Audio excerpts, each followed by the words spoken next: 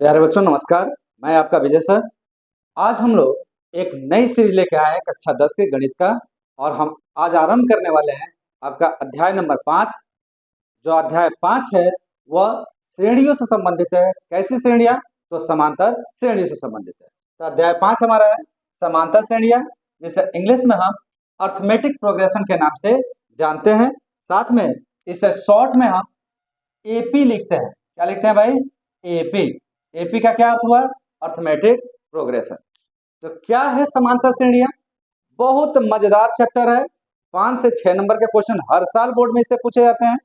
अब बड़ी आसानी से आपको क्या होता है, ये समझ में भी आ जाता है और बड़ी आसानी से ये नंबर आपको दे भी देता है। तो आज के इस नए सीरीज में आप सभी का स्वागत करता हूं और आरंभ करने जा रहे हैं हम समांतर श्रेणी, आपका कक्षा 10 का 5वां अध्याय। क्या होती है समांतर श्रेणी? तो समांतर श्रेणी को समझने के लिए हमें पहले थोड़ी सी सूची के बारे में समझनी होती है, लिस्ट के बारे में समझनी होती है। लिस्ट का क्या मतलब है? आप इसे चाहें तो घरेलू रूप से आपको रिलेट कर सकते हैं। फॉर एग्जाम्पल, जैसे मान लीजिए आप मार्केट जाते हैं, तो मार्केट जब जाते हैं तो आपकी माता जी या पिताजी या घर में कोई और बंदो एक लिस्ट, सामानों का एक लिस्ट बना के देता है। और जब लिस्ट बना के देता है तो आप उसी लिस्ट के अकॉर्डिंग जाके क्या करते हैं? खरीदारी करते हैं। दैट मीन्स कि जितने भी सामान हैं, अगर उन्हीं सामानों को एक समान रूप से अगर व्यवस्थित कर दिया जाए तो ये जो सामान हमारे हैं, ये सामान किसको बताते हैं? लिस्ट के बारे में बता देते हैं। तो लिस्ट क्या है? तो लिस्ट को यहाँ पे समझते हैं। कह रहा है कि संख्याओं को निम्नलिखित सूचियों मतलब लिस्टों पर क्या करिए? विचार कीजिए। क्या दिया गया है? यहाँ देखिए, ये सब लिस्ट है, मतलब संख्याओं का एक क्या है? लिस्ट है। दूसरी भाषा में इसे संख्याओं का समूह कह सकते हैं। ये सब के सब आपके 1 से लेकर 5 तक जितने भी दिए गए सब संख्याओं का समूह है। क्योंकि क्रमागत रूप में रखा गया है, इसलिए यह हमारे किसको प्रदर्शित करते हैं? लिस्ट को प्रदर्शित करते हैं। तो हमें तो लिस्ट नहीं पढ़ना, हमें क्या पढ़ना है? हमें एपी पढ़ना है, समांतर श्रेणी पढ़ना है। तो समांतर श्रेणी के बारे में कैसे समझें? तो बड़ा आसान है। चलिए थोड़ा सा इन लिस्टों पर विचार करते हैं। जैसे पहले देखिए, 1 के बाद 2 आया है, 2 के बाद 3 और 3 के बाद क्या है? अच्छा, अब यहाँ पे अगर गौर से आप देखोगे तो आपको पता चलेगा कि 1 के बाद 2 आने में 1 में कितना जोड़ा गया होगा? तो 1 में 1 जोड़ना पड़ा होगा। कितना आ गया होगा? 2। फिर 2 में हम 1 जोड़े तो क्या आ जाएगा? 3 आ जाएगा। फिर 3 में कितना जोड़े? 1 जोड़े तो हमारे क्या आ जाएगा? 4 आ जाएगा। इसका मतलब है कि पहले पद को अगर हम छोड़ दें तो इसका प्रत्येक अगला पद संख्या 1 जोड़ने से क्या हो रही है? प्राप्त हो रही है। अर्थात आप कह सकते हो कि अगर 4 के बाद अगला क्या आएगा? तो 4 में 1 जोड़ दो, हमारा क्या आ जाएगा? 5 आ जाएगा। फिर इसका अगला क्या आएगा भाई? तो 5 में 1 जोड़ दो तो हमारा क्या आ जाएगा? 6 आ जाएगा। ऐसे ही बढ़ता जाएगा। इसका मतलब है कि इस सूची में पहले को छोड़कर जितने भी संख्याएं हैं सब अपने पूर्ववत वाले में 1 जोड़ने पर, कितना जोड़ने पर? 1 जोड़ने से प्राप्त होती है। क्लियर? दूसरी बात, दूसरा इसमें देखें, 100 के बाद 70 है, 70 के बाद 40 है, 40 के बाद से क्या है? 10। अब देखो, 100 में के बाद 70 अगर पाना हो तो 100 में से कितना घटाना पड़ेगा? 30 घटाना पड़ेगा। ठीक है जी, 70 आ जाएगा। 70 के बाद अगर 40 आया तो इसमें से भी 30 घटा है। 40 के बाद अगर क्या है? 10 आया तो इसमें भी क्या घटा है? 30 घटा है। अब की बार जुड़ा नहीं है, क्या है? घटा है। अब अगर 10 के बाद अगला है तो 10 में से 30 घटाओगे तो कितना आ जाएगा? अगर 30 आप घटाओगे भाई तो यहाँ -20 आएगा। कितना आएगा? -20। ठीक है जी। उसी प्रकार से -20 में से 30 घटाओगे तो ये कितना आ जाएगा? -50 आ जाएगा। ऐसे बढ़ता जाएगा। इसका मतलब है कि दूसरे वाली सूची में हमने 30 घटाया है। तो अगर 30 घटाया है तो हम इसको ये भी तो कह सकते हैं कि -30 हमने क्या किया है? जोड़ा है। ये बात ध्यान समझना, 100 में अगर तुम -30 को जोड़ोगे तो कितना आएगा? देखो, प्लस माइनस का मल्टीप्लाई करोगे माइनस, ये हो जाएगा 100 -30 घट के कितना देगा? 70 ही तो देगा। तो वही जो बात आप कह रहे थे कि 30 घटाए हैं, वो 30 घटाने के बजाय हम ये भी तो कह सकते हैं कि -30 क्या किया है? जोड़ा। क्लियर है? तो इस भी सूची को अगर आप ध्यान से देखो तो आपको पता चलेगा कि पहले पद को छोड़कर प्रत्येक अगला पद अपने पूर्वोक्त पद में से एक निश्चित मान घटाने से ही क्या हो रहा है? प्राप्त हो रहा है। या एक निश्चित मान जोड़ने से क्या हो रहा है? प्राप्त हो रहा है। आप कह सकते हैं कि पहले पद को छोड़कर प्रत्येक अगला पद जो भी है अपने पूर्वोक्त पद में एक निश्चित मान घटाने से प्राप्त हुआ है, या एक निश्चित मान जोड़ने से क्या हुआ है? प्राप्त हुआ है। ठीक है। उसी प्रकार से अगर इस पे विचार करें तो तीसरे वाले पे, तो -3 के बाद से -2, तो -3 में 1 ऐड करोगे तो कितना आ जाएगा, -2 आ जाएगा। -2 में 1 ऐड करोगे तो कितना आ जाएगा, -1। -1 में 1 ऐड करोगे तो कितना आ जाएगा, 0। अब अगला अगर निकालना हो तो 0 में 1 ऐड करिए, 0 में 1 ऐड करेंगे कितना आ जाएगा, 1। 1 में 1 ऐड करेंगे कितना आ जाएगा, 2। बात समझ में आ रहा है? तो क्या लगता है, इस भी तो सूची में एक निश्चित ही मान जोड़ा जा रहा है, जिससे आपको अगला पद क्या हो रहा है, प्राप्त हो रहा है। अब देखिए यहाँ पद के बारे में एक बात मैंने कह दिया, तो यहाँ ध्यान से समझो। एक सूची में जितनी भी संख्याएं होती हैं, सारी की सारी संख्याएं उस सूची के लिए क्या कहलाती हैं, पद कहलाती हैं। क्या कह रहा हूं मैं, एक सूची में जो भी संख्याएं होती हैं वो सारी संख्या उस सूची का क्या कहलाता है, पद कहलाता है। तो मैं यहाँ पे लिख दे रहा हूं कि सूची का प्रत्येक संख्या पद कहलाता है, इंग्लिश में टर्म पद कहलाता है। ये बात आपको पता चल गई कि एक सूची में जितनी भी संख्याएं सब के सब क्या कहलाते हैं, पद कहलाते हैं। अब बढ़ते हैं आगे, इसमें देखते हैं चौथा, 3 के बाद 3 ही आया है, तो 3 में कितना जोड़ोगे, 3 आएगा भाई, 0। फिर 3 में के बाद 3 ही आ रहा है, फिर कितना जोड़ोगे, 0। फिर कितना जोड़ोगे, 0। ऐसे ही 3 के बाद अगला चाहिए तो कितना जोड़ा है, 0। फिर क्या आ जाएगा, 3 ही आ जाएगा। फिर इसका अगला चाहिए तो कितना जोड़ा है, 3। फिर क्या आ जाएगा हमारा, 3 ही आ जाएगा। सो 0 जोड़ेंगे तो कितना आ जाएगा, 3 आ जाएगा। तो यह भी तो हमारी एक प्रकार क्या है, सूची है। और इस सूची का प्रत्येक अगला पद अपने पूर्वोक्त पद में एक निश्चित मान जोड़ने से क्या हो रहा है, प्राप्त हो रहा है। किसको छोड़ के, पहले को छोड़ के। सेम उसी प्रकार से इसमें अगर हमने कहा, तो इसमें हमने कहा कि भैया 1 जोड़ने से प्राप्त होगा, और यहाँ कहा सर 0 जोड़ने से प्राप्त होगा। इसमें आपने देखा, इस वाले को अगर देखें तो क्या होगा भाई, तो -1.0 के बाद से -1.5 आ रहा है, तो 1.0 में 0.5 जोड़ा जाए तो हमारा कितना आ जाएगा, 1.5। लेकिन चूंकि माइनस में तो आगे भी क्या लगा दीजिए, माइनस। मतलब -1.0 में -0.5 जोड़े अगर हम, तो हमारा -1.5 आएगा। उसी प्रकार से -1.5 में अगर -0.5 जोड़े तो -2.0 आएगा। उसी प्रकार से -2.0 में अगर -0.5 जोड़े तो -2.5 आएगा। सेम वैसे ही अगर -2.5 में -0.5 जोड़े तो हमारा -3.0 आएगा। ऐसे है। तो क्या लगता है, पहले पद को छोड़ के प्रत्येक पद अपने पूर्वोक्त पद में एक ही निश्चित मान को जोड़ने से क्या हो रहा है, प्राप्त हो रहा है। तो वह निश्चित मान क्या है हमारा, तो -0.5।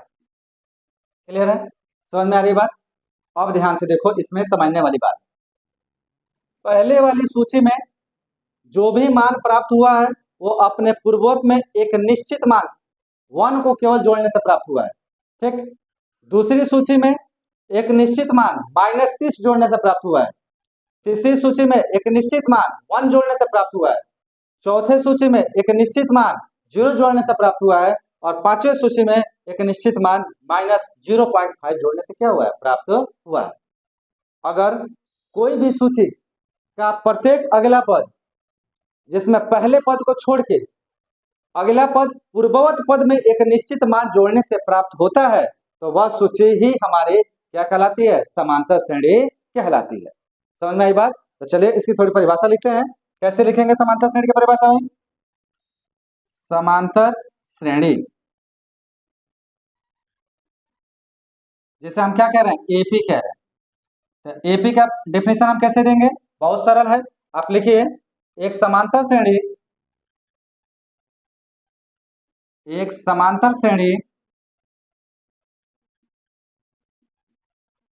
संख्याओं के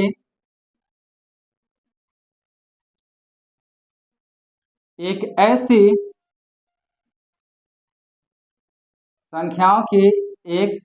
ऐसी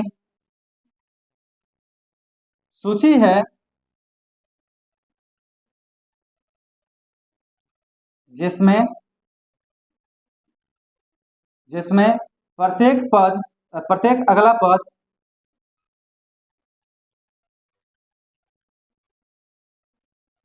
पहले पद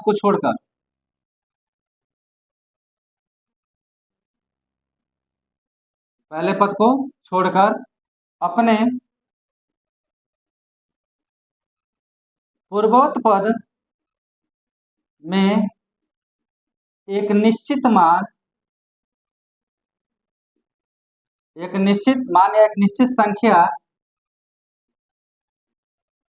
जोड़ने से प्राप्त होता है। एक निश्चित संख्या जोड़ने से प्राप्त होता है। तो क्या बताया मैंने आपको? मैंने कहा कि समांतर श्रेणी क्या है भाई? तो एक समांतर श्रेणी संख्याओं की एक ऐसी सूची है, ये संख्याओं की एक प्रकार क्या है? सूची है, जिसमें प्रत्येक अगला पद पहले पद को केवल छोड़ के अपने पूर्वोक्त पद में एक निश्चित संख्या जोड़ने से क्या होती है? प्राप्त होती है। क्लियर है? तो यहाँ हमने दो बातें समझा। पहला क्या? पहला तो समझा सूची। सूची में देखा, सूची को कहा कि संख्याओं का समूह है। साथ में कहा कि ये जो संख्याएं आती है सूची में, उन संख्याओं को हम क्या कहते हैं? पद कहते हैं। अब अगर यही सूची हमारी समांतर श्रेणी कब कहलाएगी? जब इसका प्रत्येक अगला पद अपने पूर्ववत पद में एक निश्चित मान जोड़ने से क्या हो जाए? प्राप्त हो जाए। अगर ऐसा होता है तो यही हमारी सारी की सारी ये सूचियां क्या कहलाएंगे? समांतर श्रेणी कहलाएंगे। अर्थात पहली, दूसरी, तीसरी, चौथी और पांचवी, ये सब के सब जो सूचियां हैं वो क्या है? एक प्रकार का एपी है, एक प्रकार का समांतर श्रेणी। क्लियर है? अब क्या करेंगे भाई? अब कुछ नहीं करेंगे, अब हम इससे आगे बढ़ने का प्रयास करें। अब तक अगर आपको बात समझ में आई हो, वीडियो अच्छा लग रहा हो, तो कम से कम एक लाइक दबा दीजिए। साथ में इसके लिंक अपने दोस्तों में क्या करिए? शेयर कर दीजिए।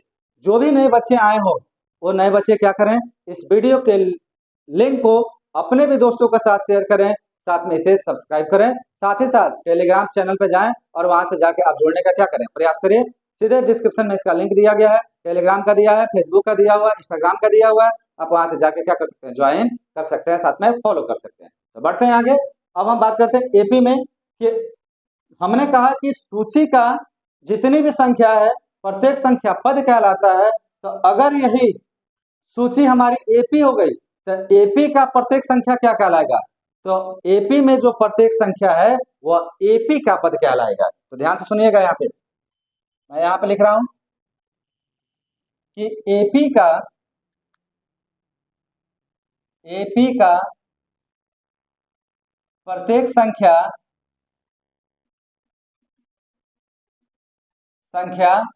पद कहलाता है।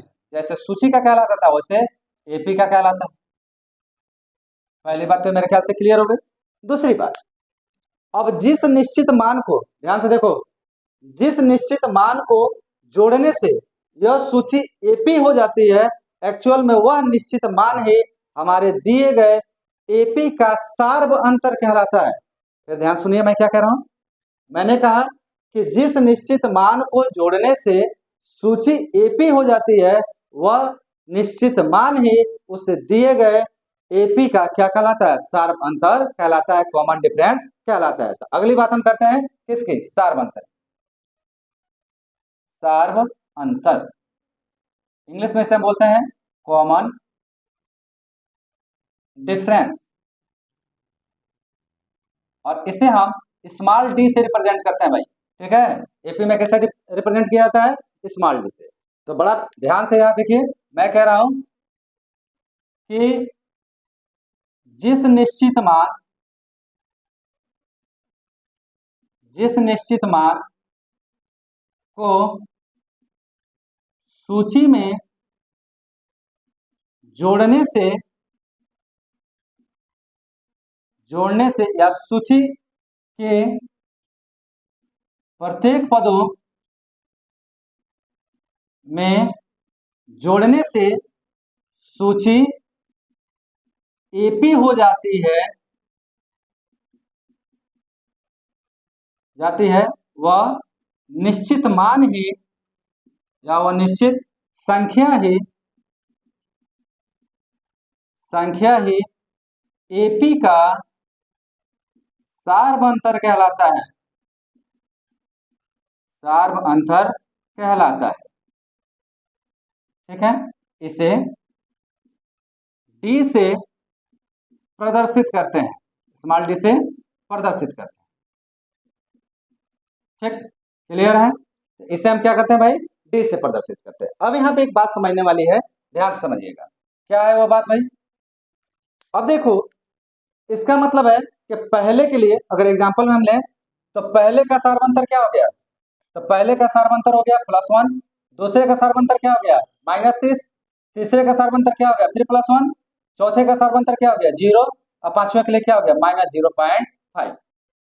तो इस तरीके से आप कह सकते हो कि पहले का जो सार्वंतर निकल के आया वो 1 हुआ, दूसरे का सार्वंतर -30, तीसरे का सार्वंतर 1, चौथे के लिए सार्वंतर 0 और पांचवे के लिए क्या हो गया -0.5। क्यों भाई? क्योंकि सूची का प्रत्येक अगला पद इन्हीं संख्याओं को जोड़ने से क्या हुआ है प्राप्त हुआ है, जिस कारण वह सूची किसमें बदल गई है एपी में बदल गई है। क्लियर? स्पष्ट है? अब देखो, अब जो हमारा सार्वंतर आया यह सार्वंतर +1 है, इसका मतलब यह तो हो गया धनात्मक, यह माइनस में तो यह हो गया ऋणात्मक, यह प्लस है तो यह भी हो गया धनात्मक, यह क्या है शून्य है और यह क्या है ऋणात्मक है। इसका मतलब क्या हुआ भाई? इसका मतलब है कि सार्वंतर जो हमें प्राप्त होता है, सार्वंतर का मान धनात्मक भी हो सकता है, ऋणात्मक भी हो सकता है और क्या हो सकता है शून्य भी हो सकता है। तो यही बात मैं यहाँ पे लिख रहा हूं कि सार्वंतर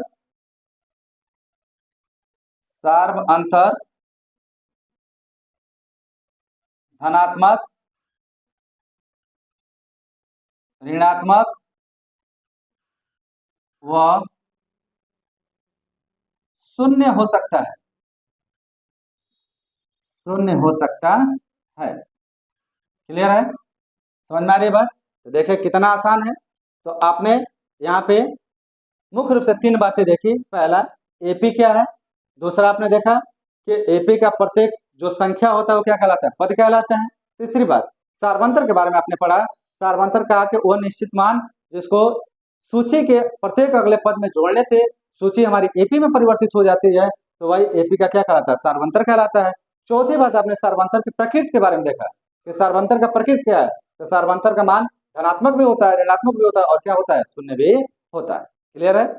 अब मान लीजिए कि अगर हमने कोई एपी स्टार्ट किया, किसी प्रकार का कोई एपी स्टार्ट किया और हमने कहा कि एपी में पहले पद को छोड़कर प्रत्येक अगला पद एक निश्चित मान को जोड़कर प्राप्त होता है, तो फिर ये पहला क्या है?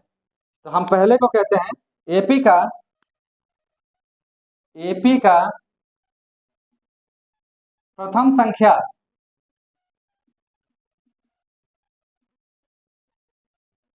पहला पद कहलाता है, पहला पद कहलाता है और इसे इसे स्मॉल ए से प्रदर्शित करते हैं, स्मॉल ए से प्रदर्शित करते हैं। क्लियर है? तो हमने कहा कि एपी का जो पहला पद या एपी जहां से आरंभ होती है, जहां से स्टार्ट होगी वही उसका क्या होगा पहला पद होगा। इसका मतलब है कि पहले वाले के लिए ए का मान कितना हो जाएगा 1, मतलब प्रथम पद कितना हो गया 1, दूसरा पद दूसरे के लिए प्रथम पद कितना हो जाएगा 100, तीसरे के लिए कितना हो जाएगा -3, चौथे के लिए कितना हो जाएगा 3, पांचवे के लिए कितना हो जाएगा -1.0। तो बड़ी सरलता से आप क्या कर सकते हैं, यह देख के बता सकते हैं किसी भी एपी का कि इसका कौन सा पहला पद है, कौन सा इसका सार्व अंतर है और यह एपी है कि नहीं। ठीक है जी? तो चलिए थोड़ा समय लीजिए, नोट करिए और उम्मीद करता हूँ मजा आ रहा होगा आपको समझने में। तो चलो फटाफट कैसा लगा वीडियो कमेंट करके जरूर बताइए और साथ में एक लाइक का बटन दबा दीजिए। तो चलिए नोट करें, फिर बढ़ते हैं हम अब आगे। एपी कितनी प्रकार की होती है और एपी का व्यापक रूप क्या होता है या व्यापक मान क्या होता है। तो चलिए एपी समझने के बाद अब हम बात करते हैं एपी का व्यापक रूप। मतलब किसी एपी को अगर आपको लिखना हो तो आप कैसे लिखिएगा। ठीक है, बड़ा सरल है। हम मान लेते हैं माना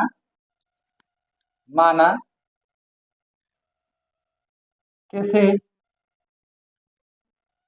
एपी का पहला पद ए तथा सार्वंतर डी है तो, माना किसी एपी का पहला पद ए तथा सार्वंतर डी है तो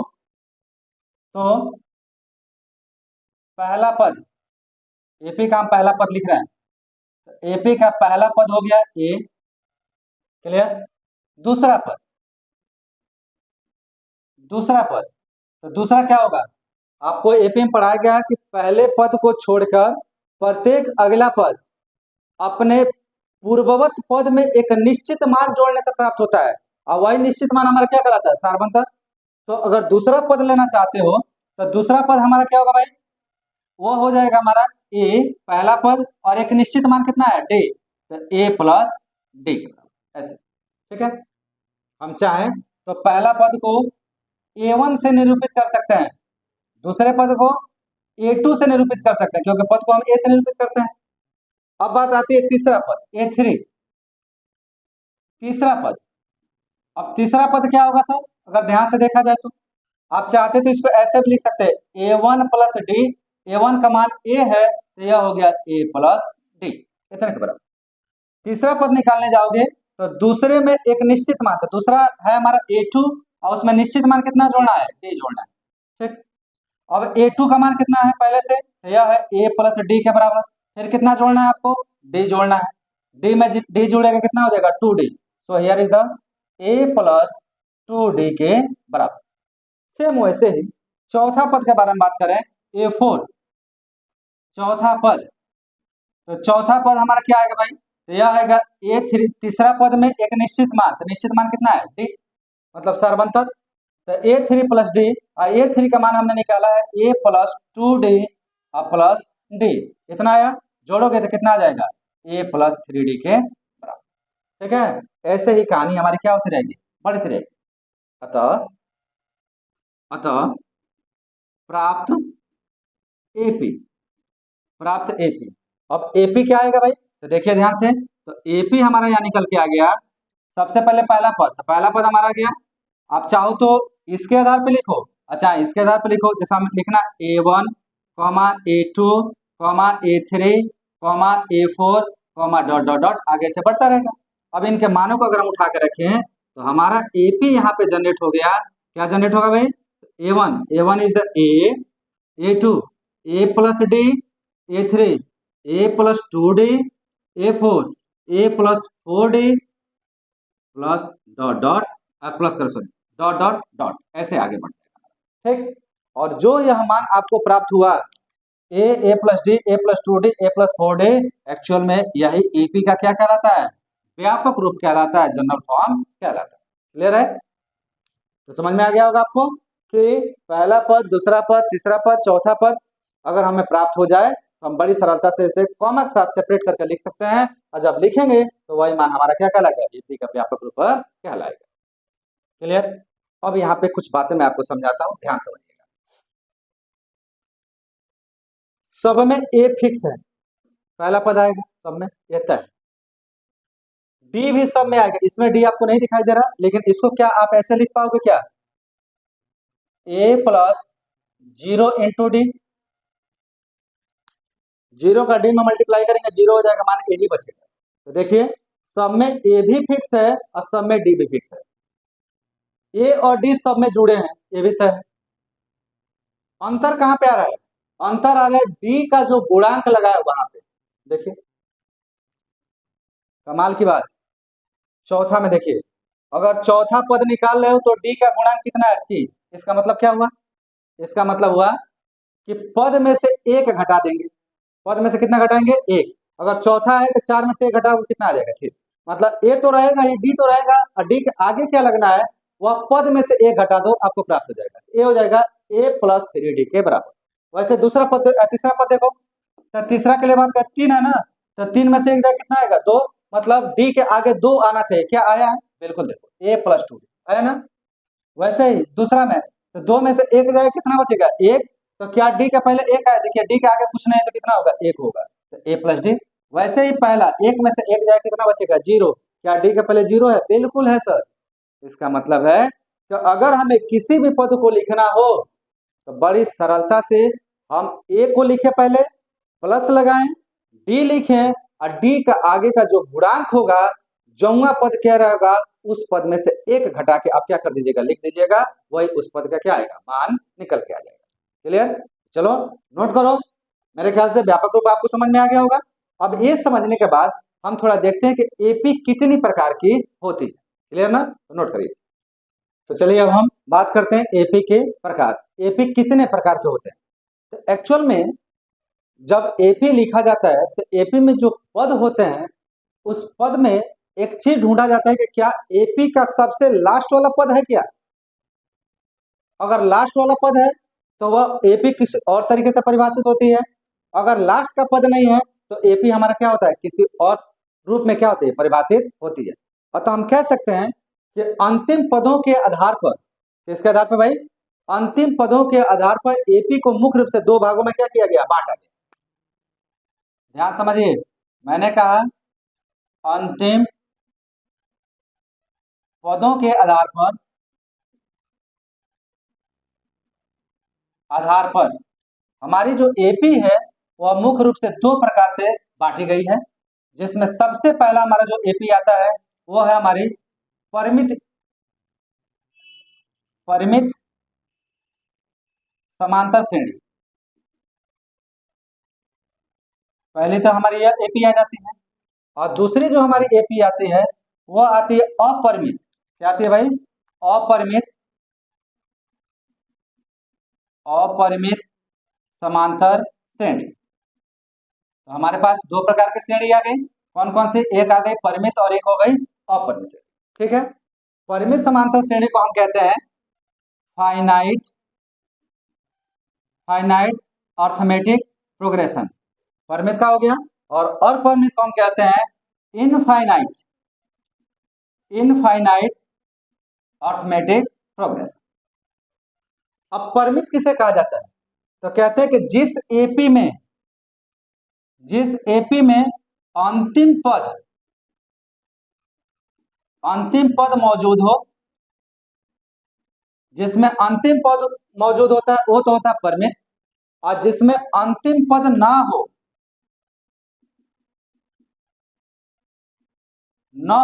या अंतिम पद परिभाषित ही ना हो, वो हमारा क्या हो जाता है, अपरिमित। कैसे, कुछ उदाहरण ले रहा हूं। जैसे एग्जांपल देखिए, मैंने कहा कि 2, 4, 6, 8, 10, यह हमने एक एपी लिख दिया। देखिए सबका सार्वंतर समान है, 2 में 2 जोड़ोगे 4, 4 में 2 जोड़ोगे 6, 6 में 2 जोड़ोगे 8, 8 में 2 जोड़ोगे क्या होगा, 10। तो यह हमारी एक एपी है। अगर एपी है तो आप देखिए लास्ट में कहां जाकर रुक गया, 10 पे, इसलिए 10 इसका कौन सा पद कहलाता है, अंतिम पद कहलाएगा। ध्यान रखिएगा, जो सबसे लास्ट वाला होगा वो हमारा क्या कहलाएगा, अंतिम। तो इस एपी में अंतिम पद दिया गया है, इसलिए यह क्या है, परिमित समांतर श्रेणी है। उसी प्रकार से मैं लिखूं तो three three three three three, ये लिख दिया, खत्म हो गया। कितने पद हैं, 2 2 4 1 5, इसमें कितने पद है, 2 2 4 1 5। यहाँ पद निर्धारित हो गए, अंतिम पद मिल गया, ये अभी हमारा क्या होगा, एक प्रकार का आपका परिमित समांतर श्रेणी होगा। या उसी प्रकार से मैं लिखूं 1 2 3 4 डॉट डॉट डॉट कॉमा 100। ठीक, अब इसको ध्यान से देखो, क्या यह परिमित है, बिल्कुल सर यह भी परिमित है। क्यों, एक के बाद से 2, 2 के बाद से 3, 3 के बाद से क्या रहा है, 4, सब में एक एक जुड़ रहा है। तो 4 के बाद से डॉट डॉट डॉट लगा हो तो मतलब एक एक जुड़ते हुए आगे बढ़ेगा, कहां तक जाएगा, तो लास्ट में ये 100 तक जाएगा। इसलिए इसका अंतिम पद हमें निर्धारित है, मिल रहा है, इसलिए हमारे क्या कहलाएगा, परिमित समांतर श्रेणी कहलाएगा। तो समझ में आ गया ये बात। तो ये हो गया हमारा कुछ इसका उदाहरण, ऐसे असंख्य उदाहरण आपको मिलेंगे बुक में। तो हमने यहाँ पे देखा परिमित समांतर श्रेणियों के बारे में। अब बात करते हैं अपरिमित समांतर श्रेणी। इसमें करें भैया आपका लास्ट का पद नहीं होगा, तो क्या लोगे उदाहरण इसका, कुछ भी ले सकते हो आप। जैसे मान लिया हमने लिया 3 4 5 6 डॉट डॉट डॉट, ऐसे चलने दिया। अब तो ये कहीं खत्म नहीं हो रहा है भाई। तो इनफाइनाइट का मतलब होता है कि जिसका अंत ही ना हो, ये तो कहीं समाप्त नहीं हो रहा, इसका लास्ट पर तो मिल ही नहीं रहा, तो यह क्या हो गया, हमारा अपरिमित हो गया। उसी प्रकार से हम बात करें 0.5 1.0 1.5 2.0 डॉट डॉट डॉट, ऐसे। या मैं लिखूं -1 -3 -5 -7 डॉट डॉट डॉट, ऐसे। अब इन तीनों को अगर आप गौर से देखो तो आपको पता चलेगा कि सर ये जो तीनों के तीनों हमारे जो एपी है, यह एपी का अंत पद मौजूद नहीं है, अंतिम पद नहीं हमें पता चल पा रहा है कि यह कहाँ पे जाके समाप्त होगा। मतलब पदों की संख्या इसमें निर्धारित नहीं होगी, जबकि इसमें पदों की संख्या आसानी से क्या की जा सकती है, निर्धारित की जा सकती है, इसमें निर्धारित नहीं।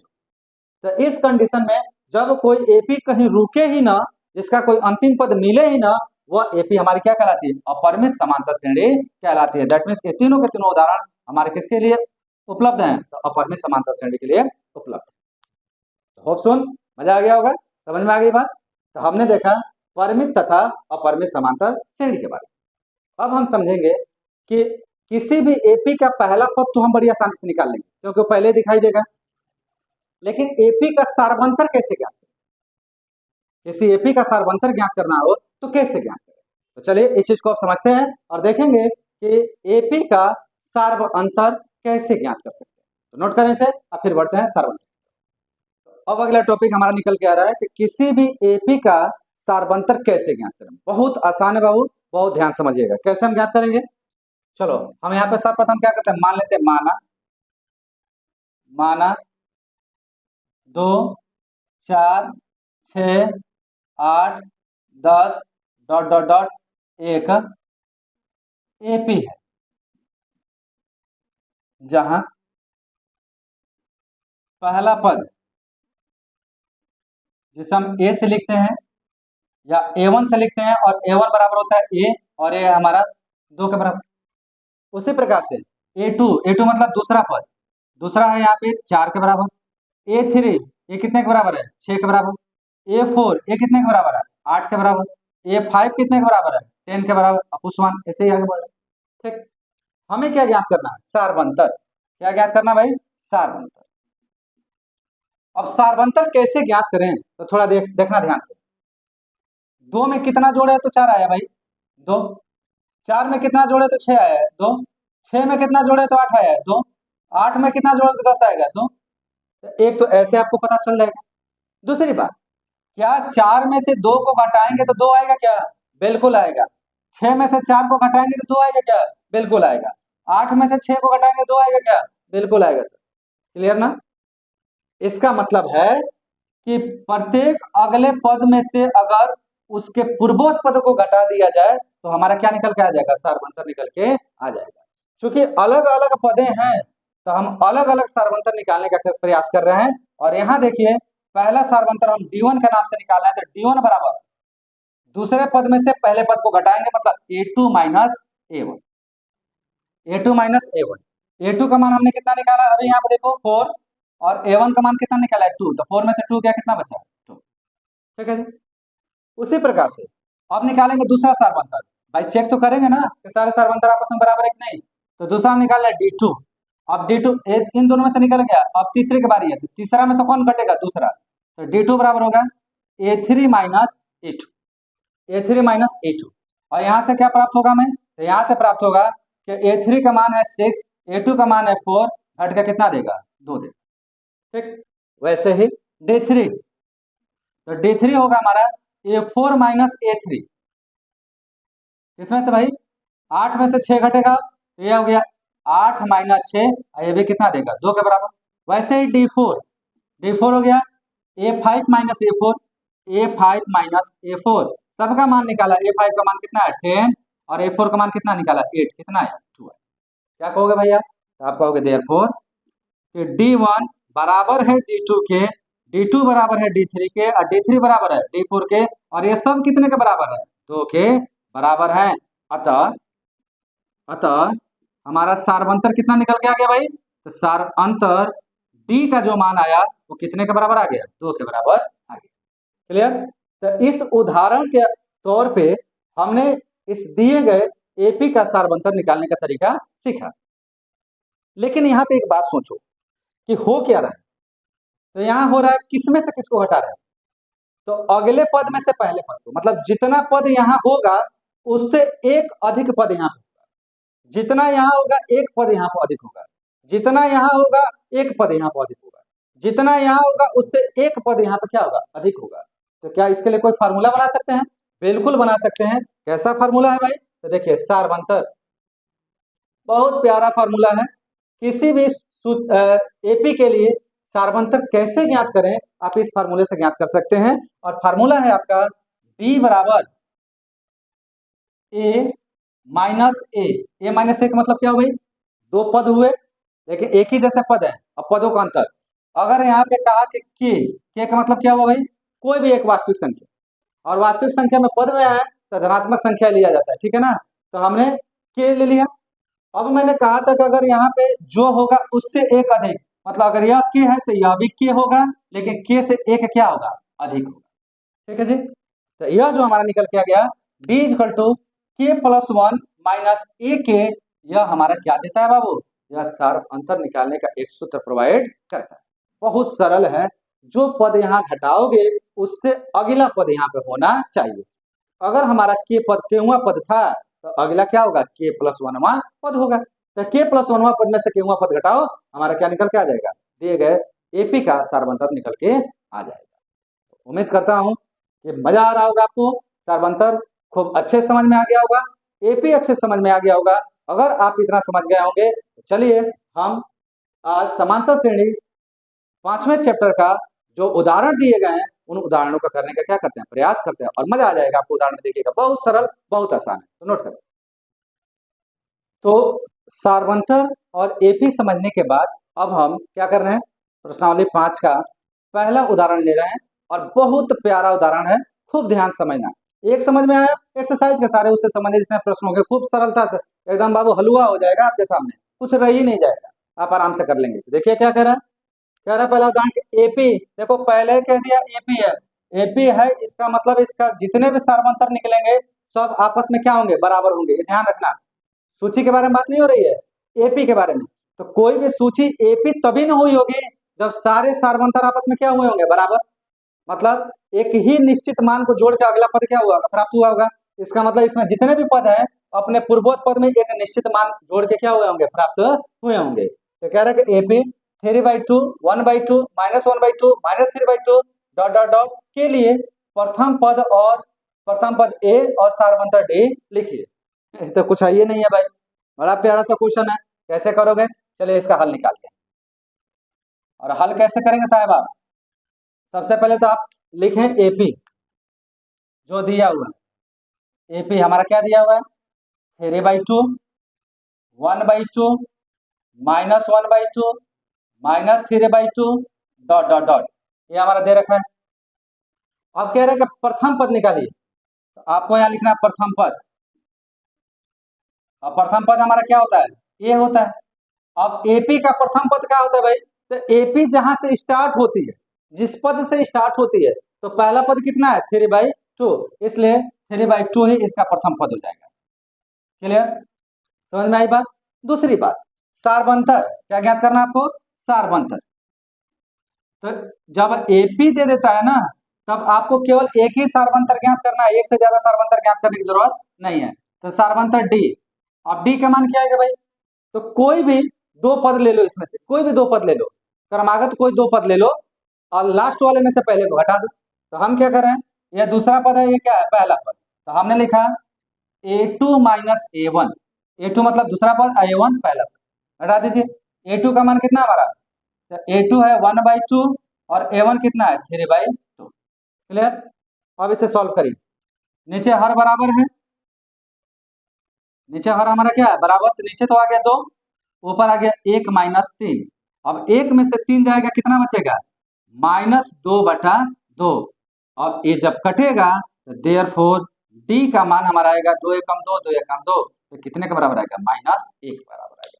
ठीक है, तो हमारा यहाँ पे डी का मान कितना प्राप्त हो गया, -1, और प्रथम पद कितना प्राप्त हो गया 3/2। अब ये जो निकल के आया एक्चुअल में यही हमारा क्या हो जाएगा, आंसर।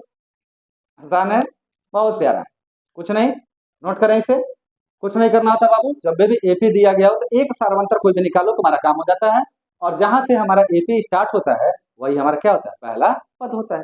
क्लियर ना, तो चलो नोट कर लो, फिर हम बात करते हैं उदाहरण नंबर 2 की। अब उदाहरण नंबर 2 में थोड़ा सा आपको समझना पड़ेगा कि क्या कह रहा है। तो उदाहरण नंबर 1 करने के बाद अब बात करते हैं उदाहरण नंबर 2 की। क्या कहता है उदाहरण नंबर 2, ये थोड़ा समझने लायक है, ध्यान समझिएगा। कह रहा है कि संख्याओं को निम्नलिखित सूचियों में से कौन कौन से एपी नहीं है। यहाँ पे 4 आपकी सूची दी गई है, अब की बार एपी नहीं दिया गया है, सूची दिया गया है। तो कह रहा है कि कौन कौन से एपी नहीं है, आपको ये चेक करना है। भैया एपी कैसे चेक करें, बड़ा सरल तरीका है, जितने भी पद दिए गए उन पदों के आधार पर सारवंतर निकाल लो। अगर सारे सारवंतर आपस में बराबर आते हैं तब तो दी गई सूची एपी है, नहीं आता है तो आपका एपी नहीं है। आगे, यदि इनसे कोई एपी है तो इसके अगले दो पद क्या करिए, लिखिए। आपको ये बताना है कि इन चारों में से अगर कोई भी एपी है तो उसका अगला दो पद भी क्या करिए, आप लिखिए। बहुत आसान है, बहुत सरल है। कैसे करेंगे, चलिए स्टार्ट करते हैं। हल में आते हैं, और हल में हम लेते हैं सबसे पहले पहला क्या है भाई, ध्यान से देखो। पहला दिया गया है 4, 10, 16, 22, डॉट डॉट डॉट। कह रहा है कि क्या यह सूची एपी है। अगर यह सूची एपी होगी तो बड़ी सरल बात है कि इसका प्रत्येक सार्वंतर आपस में क्या होगा, बराबर। निकालिए सार्वंतर। सार्वंतर में सबसे पहले D1 निकालते हैं। D1 बराबर आप जानते हैं A2 माइनस A1। दूसरे पद में से पहला पद को घटा दीजिए। A2 हमारा कितना है भाई, 10, और A1 कितना है, 4। आप चाहिए तो यहाँ पे लिख सकते हैं या A1 या A2 या A3 या A4। केवल समझाने के लिए लिख रहा हूं मैं, इससे ज्यादा कुछ इसका रोल नहीं है। ठीक, 10 में से 4 जाए कितना बचेगा भाई, तो D1 का मान हमारा निकल के आ गया 6। पहला सार्वंतर 6 आ गया।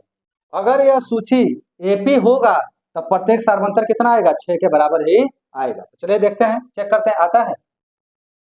अब यहां से निकालते हैं हम D2। D2 होता है A3 माइनस A2। आप जानते हैं A3 कितना है हमारा, A3 है 16, A2 कितना है 10। तो इस तरीके से D2 का भी मान निकल के कितना आ गया, 6 आ गया। बढ़िया जी, D1 भी 6, D2 भी 6।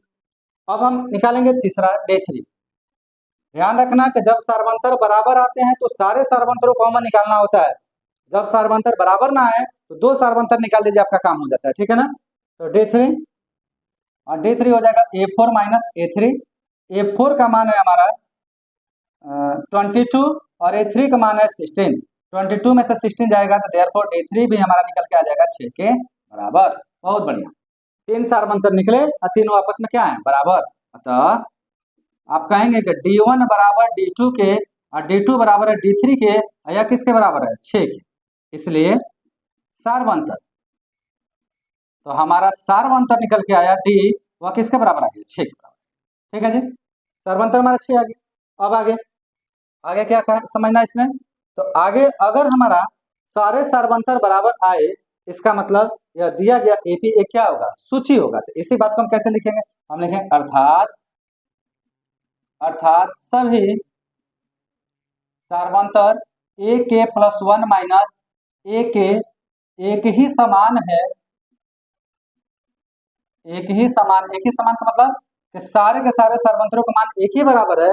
इसलिए दी गई सूची एक एपी है। अगर दी गई सूची एपी है, अतः अगला दो पद कितने पद है इसमें, 4 है ना, तो अगला 5वां आएगा और उसका अगला क्या आएगा, 6वां। तो हम अगला दो पद लिख रहे हैं, तो अगर 5वां लिखोगे तो चौथा में डी जोड़ना पड़ेगा। डी कितना है, 6। तो हम लिखेंगे 22 प्लस डी, और दूसरा इसका अगला, तो अब 22 प्लस डी में फिर डी जोड़ो, तो 22 प्लस डी प्लस डी। ठीक, अब डी का मान कितना आया, 6, उठा कर रख दो। तो यहां से आ गया आपका 22 प्लस 6, और ये आ गया 22 प्लस 6 प्लस 6। जोड़ लीजिए, 22 प्लस 6 कितना आ जाएगा, 28, और 22 प्लस 6 प्लस 6, 28 प्लस 6 कितना आ जाएगा, 34।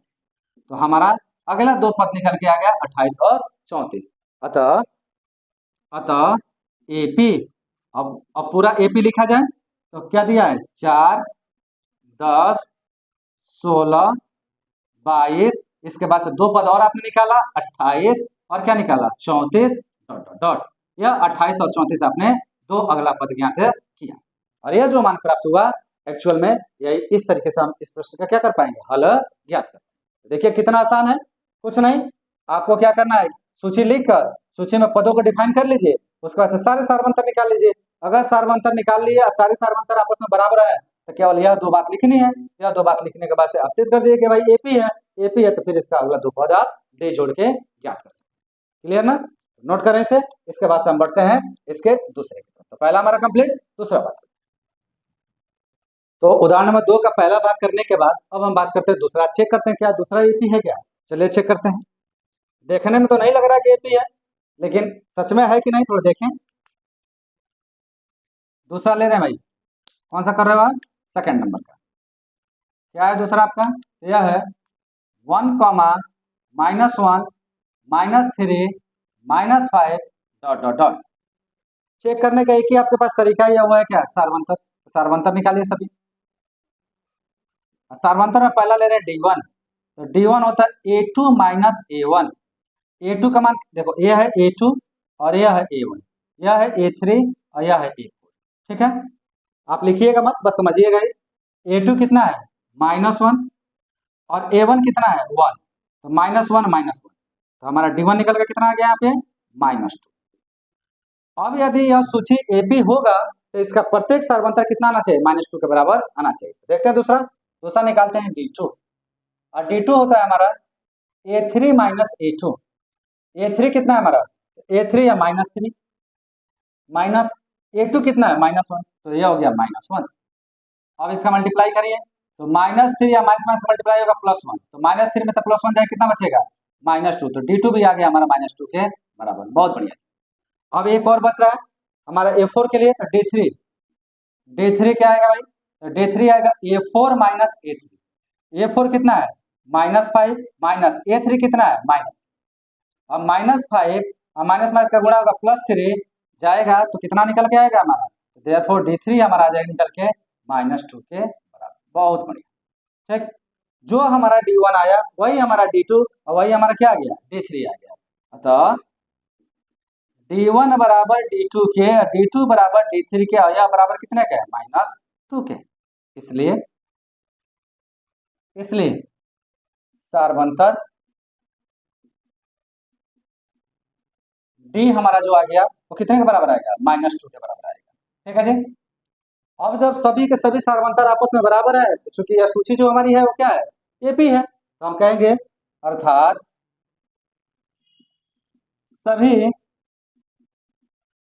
AK +1 - AK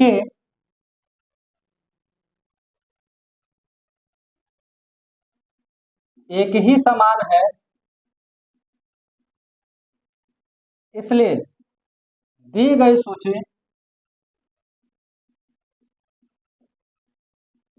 एक AP है।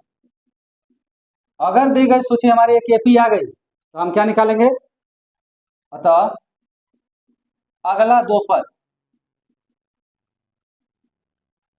अब अगला दो पद, इसका 4 पद है, पांचवा और छठवां, तो अगला दो पद सबसे लास्ट क्या है? -5, तो -5 प्लस सारवंतर D को जोड़ने से प्राप्त हो जाएगा।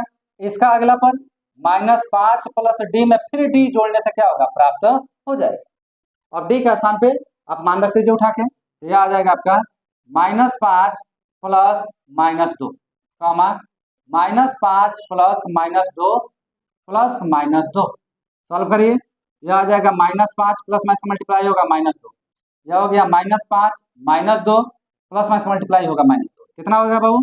-5 -2 मिलकर -7, और यहाँ सब माइनस में जुड़ेगा, तो -5 -2 -9 -7 और -2 -9, ये हो गया माइनस। अगला दो पर निकल के आएगा। क्या कहोगे आप कहोगे अतः AP, और AP क्या आएगा बाबू आपका? AP आ जाएगा 1, -1 -3 -5, इतना तो दिया था। दो और पद आपने निकाला -7 और -9, ऐसे निकाला।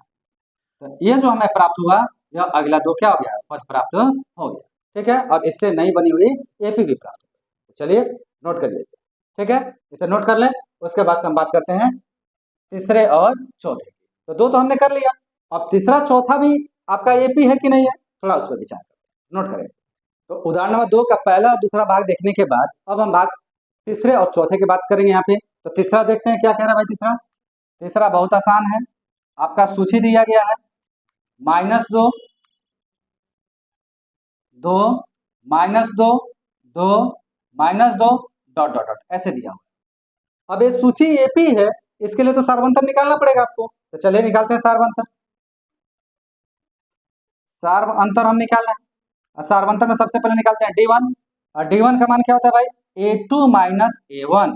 A2 है आपका 2 और A1 है -2, तो 2 में से -2 जाएगा तो हमारा D1 का मान आ जाएगा 2 + 2, ये मिलकर कितना हो गया 4। सो D1 इज द 4। अब सेंस है कि अगर हमारा यह सूची AP होगा तो प्रत्येक सार्वंतर कितना आना चाहिए, 4 ही आना चाहिए। दूसरा निकालते हैं D2। D2 क्या होगा भाई, A3 - A2। अब A3 कितना है, तो A3 है -2 माइनस A2 कितना है, तो यह 2 है, तो -2 - 2, तो यहाँ से D2 का मान निकल के आ गया कितने के बराबर, -4 के बराबर। अब मैच कराओ, क्या D1 D2 आपस में बराबर है? D1 और D2 आपस में बराबर नहीं। जब D1 और D2 आपस में बराबर नहीं है तो हमें अगला किसी भी प्रकार का कोई भी सार्वंतर निकालने की जरूरत नहीं है। तो आप कहेंगे चूंकि D1 not equal to D2, इसलिए सभी AK + 1 - AK एक समान नहीं है। अतः दी गई सूची, जब एक समान नहीं है तो AP होगा क्या, नहीं होगा। दी गई सूची AP नहीं है, AP नहीं। क्लियर? तो क्या समझ में आया आपको भाई, कि आपको समझ में आया कि तीसरे नंबर में हमने सार्वंतर निकाला और सार्वंतर देख रहे हैं कि शुरू के ही दो सार्वंतर आपस में बराबर नहीं है, दी गई सूची हमारी AP नहीं होगी। क्लियर है? तो हमारा थर्ड हो गया। अब बात हम करते हैं चौथे की। चौथा क्या कहता है भाई, चौथा का ध्यान से देखो आप। चौथा है 1, 1, 1, 2, 2, 2, 3, 3, डॉट डॉट डॉट ऐसे दिया हुआ। अब कह रहा क्या ये सूची AP है।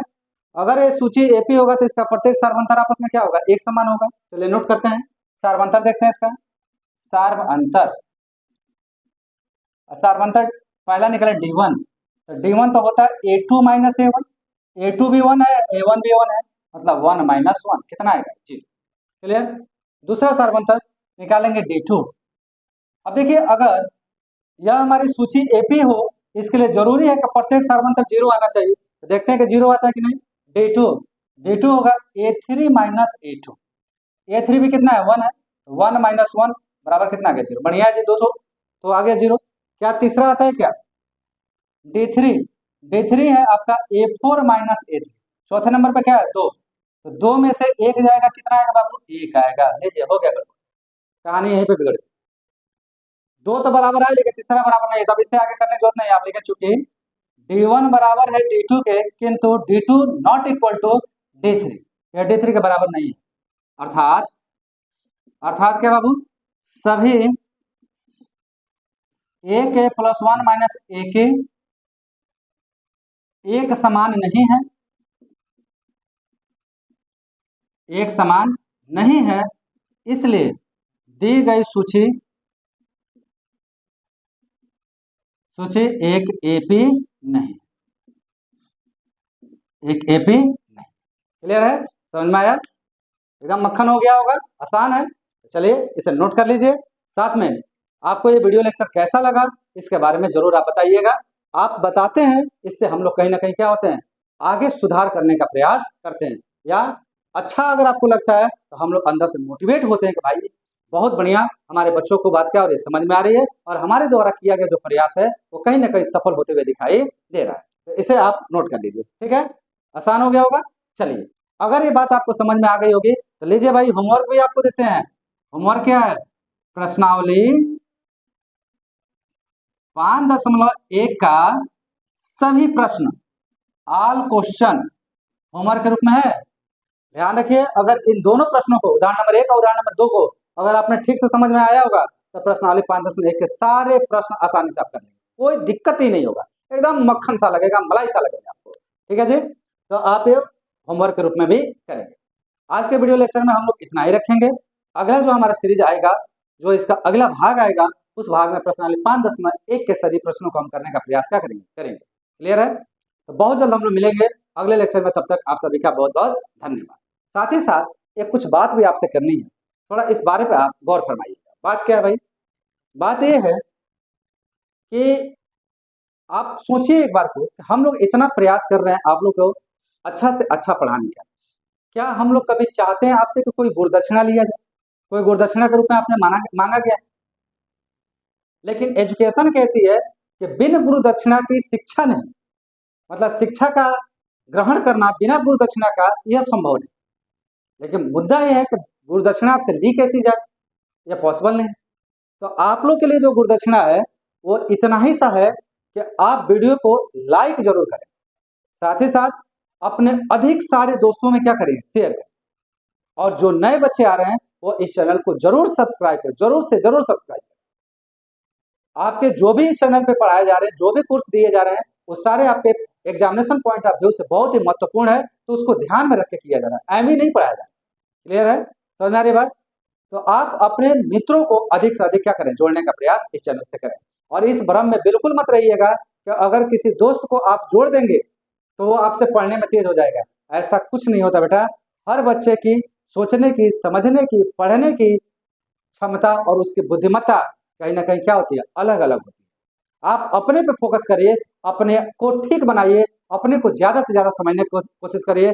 क्या बुराई है, आपके साथ साथ और भी आपके दोस्त अगर अच्छा हो जाए तो बेहतर ही तो है, इसमें बुरा क्या? वो भी अच्छे से पढ़े, अच्छे से समझने का प्रयास करें। तो चलिए आप क्या करिए, फटाफट वीडियो को लाइक करिए और साथ में अपने दोस्तों को क्या करिए, उचित मात्रा में या अधिक से अधिक मात्रा में शेयर करने का प्रयास करिए। बच्चा आजकल हम लोग व्हाइट बोर्ड पर पढ़ाते हैं, यहाँ पढ़ाने में बहुत समस्या होती है, ये इतना आसान नहीं है व्हाइट बोर्ड पर पढ़ाना। हम लोग की कोशिश है कि हम लोग क्या करें, डिजिटल पे आए। लेकिन डिजिटल पर आना भी इतना आसान नहीं, बहुत ज्यादा खर्च है। और यह तभी संभव हो पाएगा जब आप लोग का सपोर्ट बनेगा। जितना अधिक से अधिक आप हमारा सपोर्ट करेंगे, हम उतना ही जल्द व्हाइट बोर्ड पे आने का क्या करेंगे, प्रयास करेंगे। और व्हाइट बोर्ड पे आने के बाद से पढ़ने और पढ़ाने का तरीका बिल्कुल क्या होता है, बदल जाता है। वहाँ क्लासेस लाइव होंगे, लाइव आप हमसे इंटरेक्ट हो पाएंगे, लाइव हमसे आप बातें कर पाएंगे। इस तरीके से रिकॉर्डिंग वीडियो के से आप पढ़ाई नहीं करेंगे।